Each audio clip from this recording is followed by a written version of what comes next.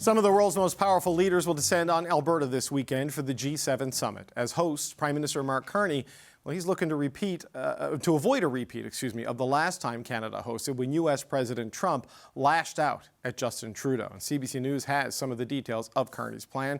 The CBC's Ashley Burke joins me now on that. So, Ashley, I was in Charlevoix in 2018. It didn't go well at the end. What is Canada doing differently this time around?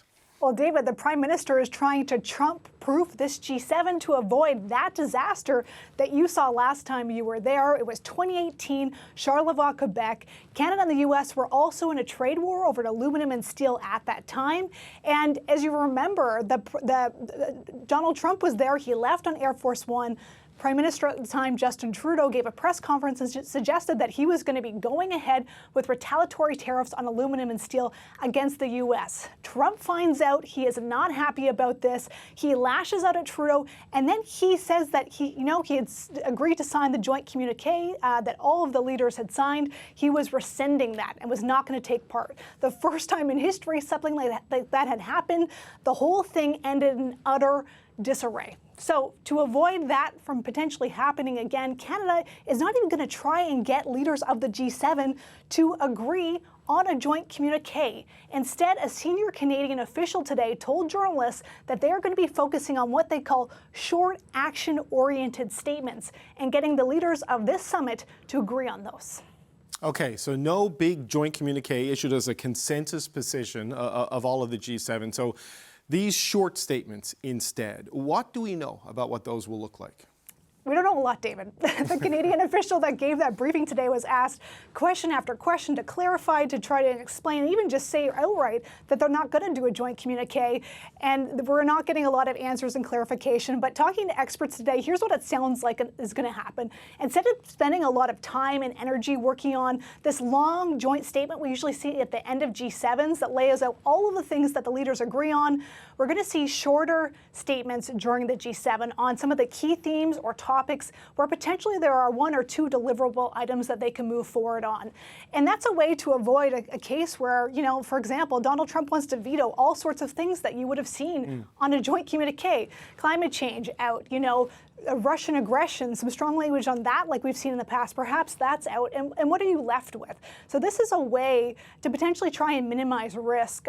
Jason Easton, a former policy advisor for the Trudeau government who's worked on G7s, he worked on the Canada-US file, he said along with minimizing risk, this is also an approach that Carney is taking to be more business-like when it comes to the summit and to come out with some more deliverable actions to try and ensure some success coming out of this. And he also said that this isn't something that the Trudeau government came up with in the past that he's inheriting. This is something that Carney is doing, one of the things he's changing to put his stamp on this year's G7. Okay, Ashley, thank you so much. That's the CBC's Ashley Burke in Ottawa. Well, as I mentioned, this was the enduring image and the result of the last time the Leaders' Summit of the G7 was in Canada.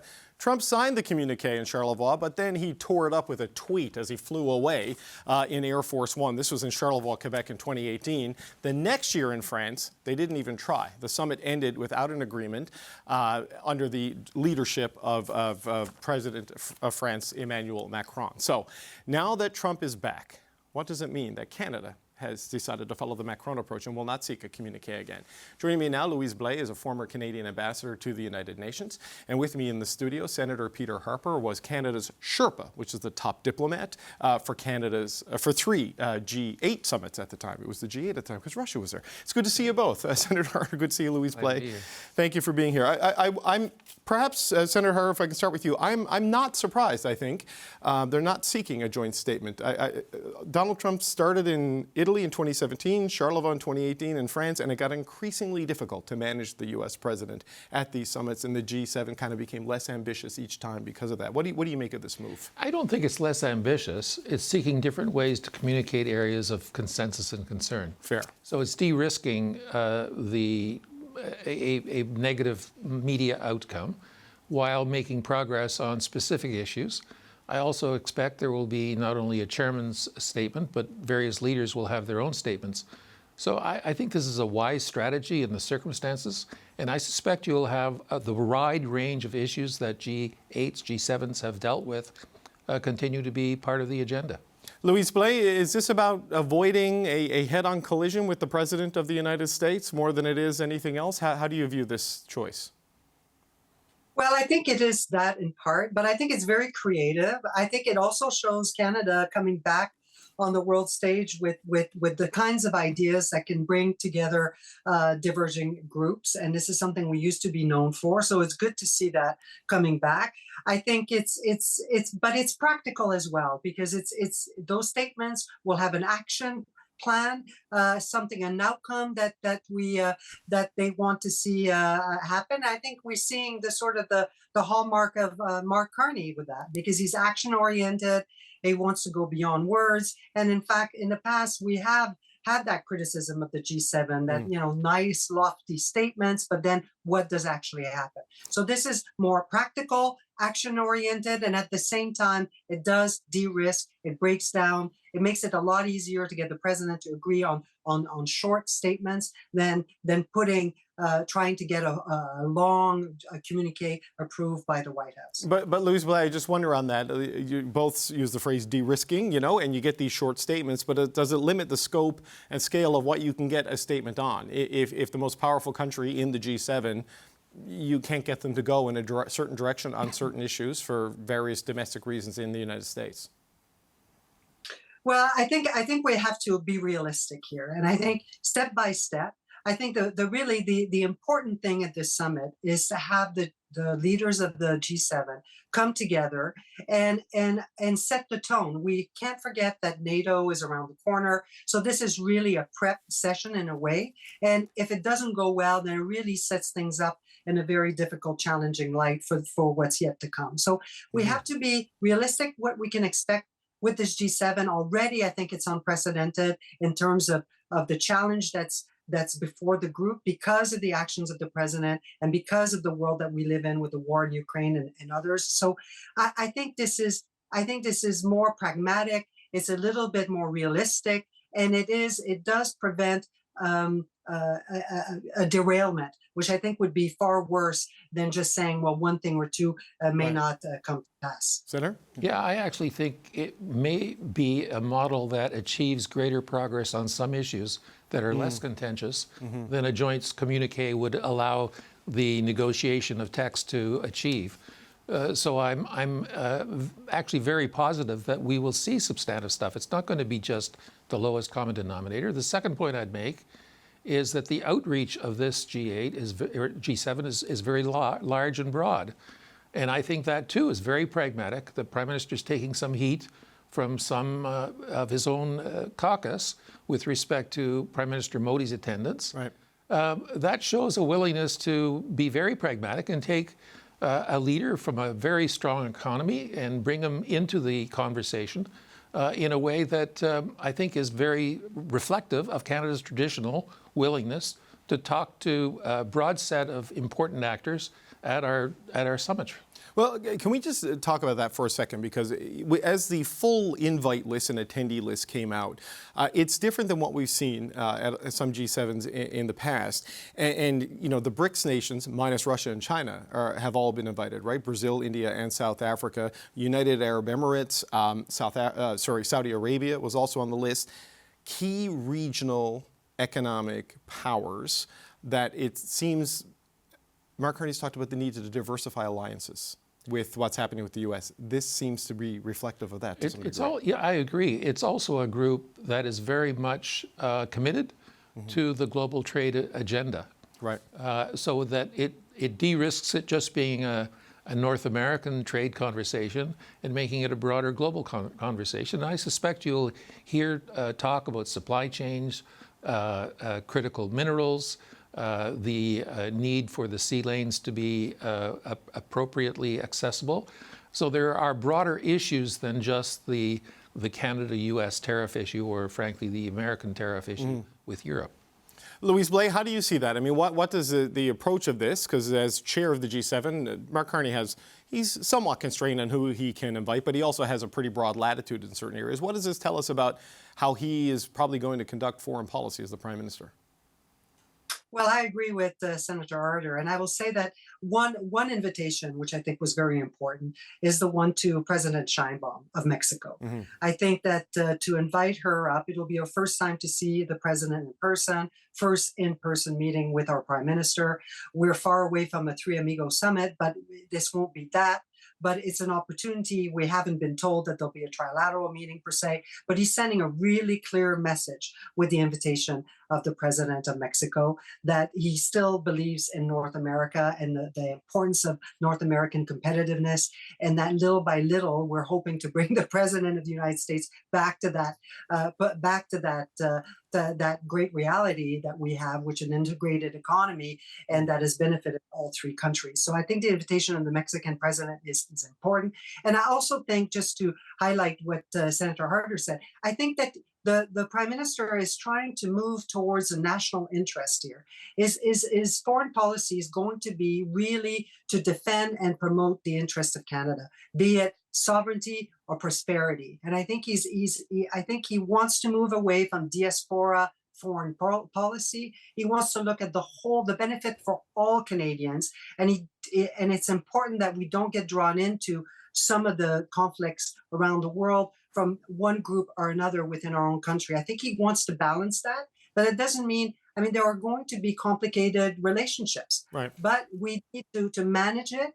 And I think the prime minister is indicating that he wants to strike that balance. But, you know, Louise Blais, on that point about, you know, that want to move away from diaspora politics, maybe that is the case. But, you know, we heard from the World Sick Organization today, and they're going to be here on the show today. There's still, you know, more than a dozen people living under a threat, protection warning from the RCMP because of the transnational repression campaign that is linked to the Modi government. I mean, how do you move away from that when there's no evidence that that has actually stopped since the murder of Hardeep Singh Nijjar?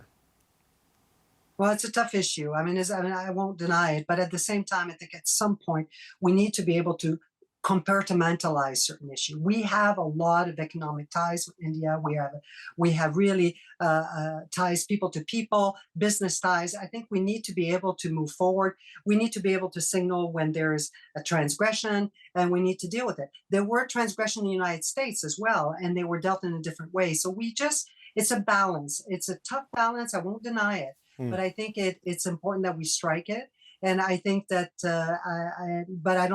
I certainly won't pretend to say that it will be easy. Well, Senator Harder, as you try to be pragmatic and reset some things, this is a very emotional and personal thing and an offensive thing to have happened on Canadian soil. I mean, could this potentially overshadow all of the other tactical attempts that the Prime Minister is making at this particular summit? I don't think so. I do think that the group of leaders that will be around the table will be focusing on issues of economic self-interest and collective interest, and it's a very pragmatic agenda. The other point I'd make is don't look for only the conversations that are in the room. This will be a very interesting G7 for the pullaways, the smaller groups. Having President Sheinbaum in a corner may be more important than a 5-minute formal conversation at a big table. So I think you've got a collection of leaders that are looking for de-risking the global economy and taking the steps that are necessary to do that, even though they have issues with one another. Okay, and just a quick final thought. What is a successful summit by its conclusion on Tuesday for Canada and for Prime Minister Carney? Not having a serious partner walk away. That would be helpful. That would be helpful.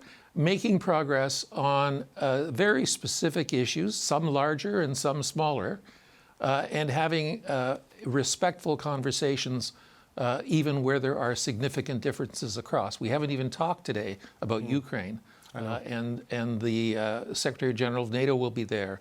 Zelensky will be there as we prepare for the NATO summit at the end of this month, I believe the 25th.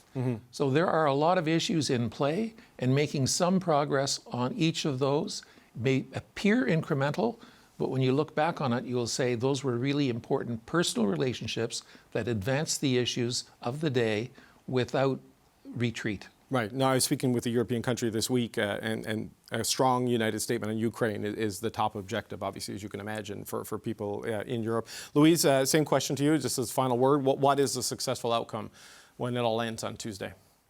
Well, I totally agree. I think the first of all is to not have a derailment. I think and it's also to just make sure that dialogue will continue. It's one meeting. It's one moment in time.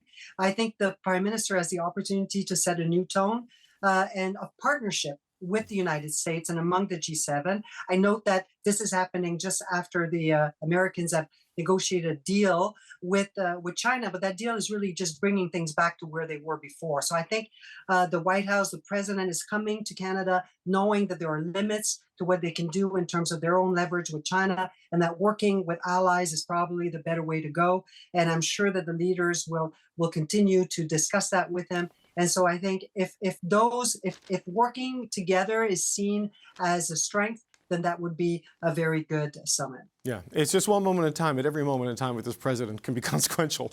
is transformational, I believe, is the phrase that they use. Well, and if I could just add a little. Sure. We've had surprises at summits where external events of the day change the nature of the conversation. I'm thinking here of Glen Eagles in 7/7 in the UK, Lebanon in St. Petersburg. So don't think the issues of the moment may not intrude themselves in ways that we can't even predict. Okay. That's a good reminder not to get too focused on the official agenda. Louise Blais, Senator Peter Harder, appreciate your time. Thank you both for being here. Thank you. Thank you. Thank you, David. Prime Minister Mark Carney is attempting to avoid a G7 deja vu. This is the enduring image from the last time G7 leaders tried to negotiate a consensus communiqué with U.S. President Donald Trump.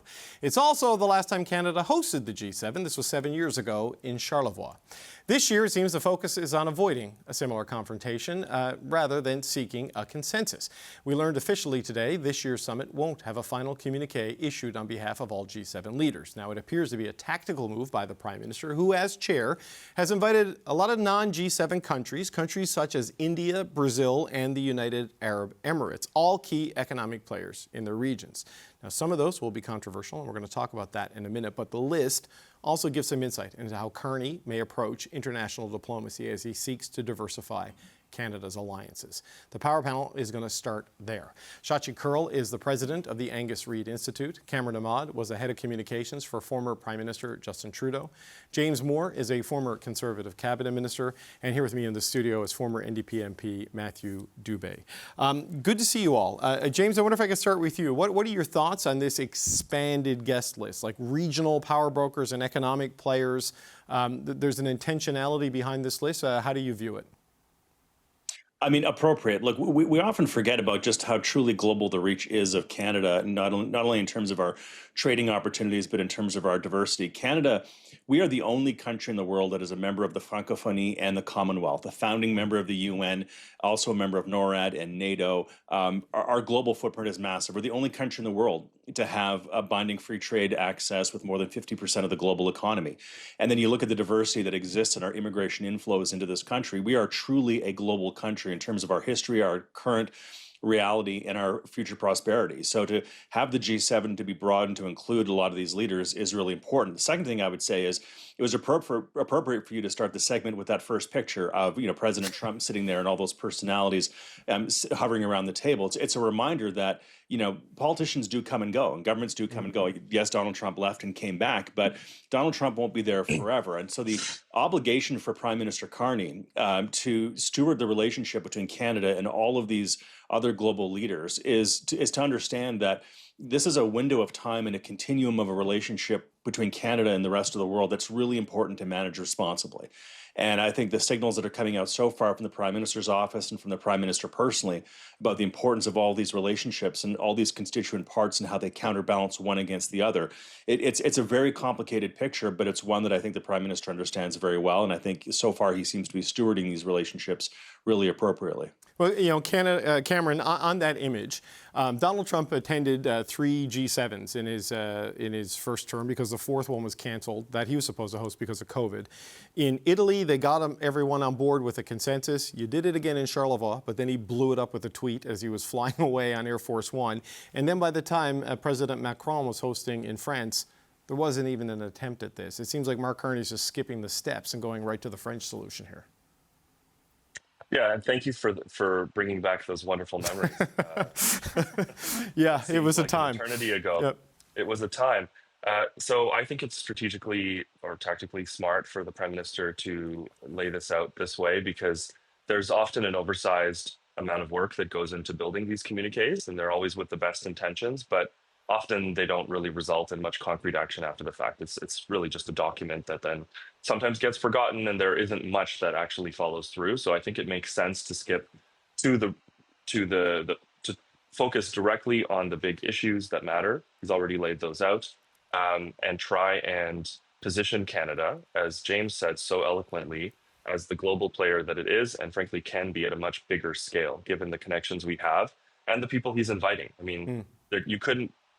You'd think that 2018 was a time of intense global uncertainty, and how could things get any more complicated? Here we are today, where there are the list is so long of challenges that the world faces, and Canada is at the center of a lot of them. Not only is there the economic uncertainty, the trading repositioning that we have to do, positioning ourselves as a bridge for North America to Europe and the rest of the world, but there's also horrible human rights abuses occurring around the world. There's a unbelievably terrible carnage occurring in Gaza that I'm sure will be discussed with some of the leaders.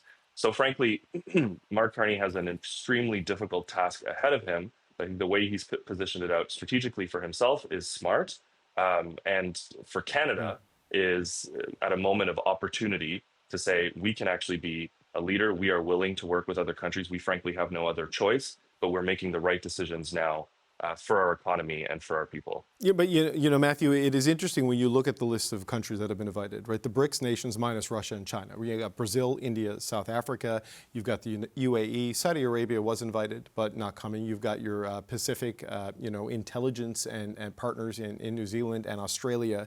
It looks and feels like a very clear-eyed attempt to diversify relationships beyond the United States at this, because the world order has been upset again by President Trump's reelection. I think so. And listen, you won't hear me balking about the importance of multilateralism. Like, I agree with the comments that have been made up until now. I think that's where Canada's always had strength, is in those circumstances.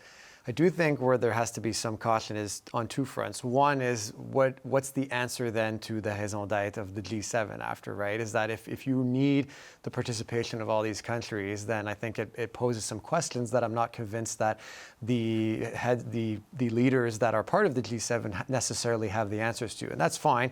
You don't need to come away from it all the time with something conclusive, but I do think they need to be thinking about that. I have to imagine that that's what's gone on, but it's part of that reshaping that you just described.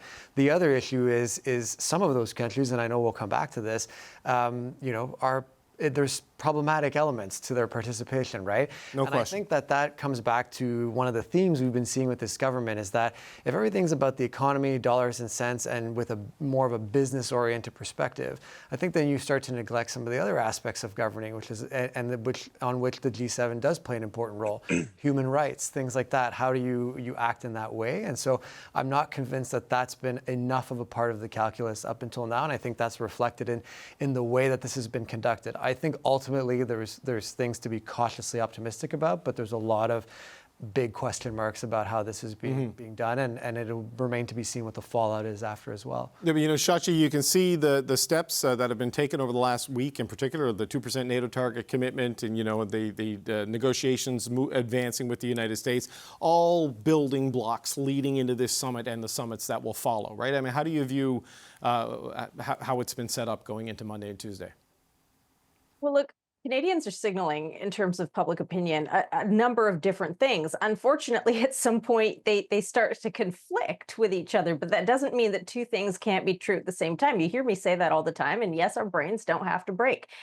People in this country are very, very clear in this moment about the desire to diversify trading partners, to find new markets, especially in light of the unpredictability and the trauma that a lot of Canadians are feeling around what's happened with the United States over the last 6 months, as well as, you know, the real impacts of job loss, of factory closures, of shift closures, all the rest of it. So, you know, on one hand, they have said, they're saying now, and frankly, they said 8 years ago, you know, we really need to look to new markets. We need to find new business partners.